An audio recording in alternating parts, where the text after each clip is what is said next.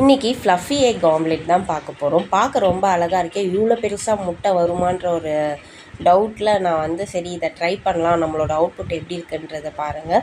நான் இதோட டேஸ்ட் எப்படி இருக்கோன்றது எனக்கு தெரியல, அதனால் நான் முட்டையை வேஸ்ட் பண்ண விரும்பலை. அதனால் நான் இதுக்கு நிறைய முட்டை எடுக்காமல் ஒரு 2 முட்டை மட்டும்தான் எடுத்திருக்கேன். இதில் மஞ்சக்கரு தனியாக எடுத்து வச்சுருக்கேன், வெள்ளைக்கரு தனியாக எடுத்து வச்சுருக்கேன்.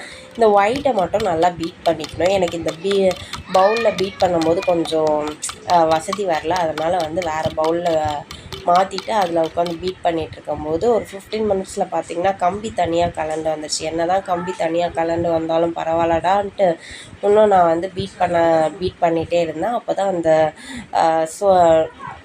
இந்த சோப் தண்ணியெல்லாம் நுர வரும்ல, அந்த மாதிரி நுர வந்தது.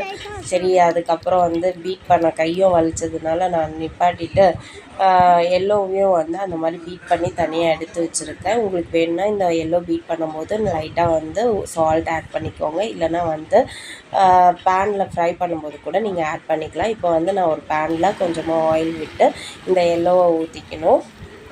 பீட் பண்ணதை ஃபஸ்ட்டு ஊற்றிட்டு அதுக்கப்புறம் இந்த ஒயிட் பீட் பண்ணி வச்சுருக்கோம்ல அதையும் மேலே நல்லா ஊற்றிட்டு அதுக்கு மேலே உங்களுக்கு மிளகாத்தூள் இல்லைன்னா பெப்பர் பவுடர் தூவிட்டு ஒரு 5 மினிட்ஸ் என்ன பண்ணிக்கணும், மூடி வச்சுட்டு ஆவியில் வெந்து எடுத்தோன்னா இந்த ஃப்ளஃபி எக் ஆம்லெட் ரெடி ஆகிடும். நான் இதில் என்ன தப்பு பண்ணிட்டேன்னா, இந்த 2 எக்குக்கு நான் சின்ன பேன் எடுத்துருக்கணும். ஆனால் நான் பெரிய பேன் எடுத்ததுனால அந்த ஷேப்பை அந்த ஃப்ளஃபினஸ் எனக்கு வரல.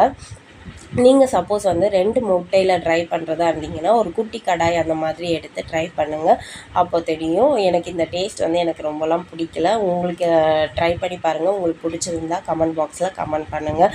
உங்களுக்கு இந்த வீடியோ பிடிச்சிருந்தா மறக்காமல் சப்ஸ்கிரைப் பண்ணுங்கள், லைக் பண்ணுங்கள், ஷேர் பண்ணுங்கள். பாய். மறக்காமல் லைக் பண்ணுங்கள், ஷேர் பண்ணுங்கள், சப்ஸ்கிரைப் பண்ணுங்கள். இது ஓபன் பண்ணலாமா? மாமா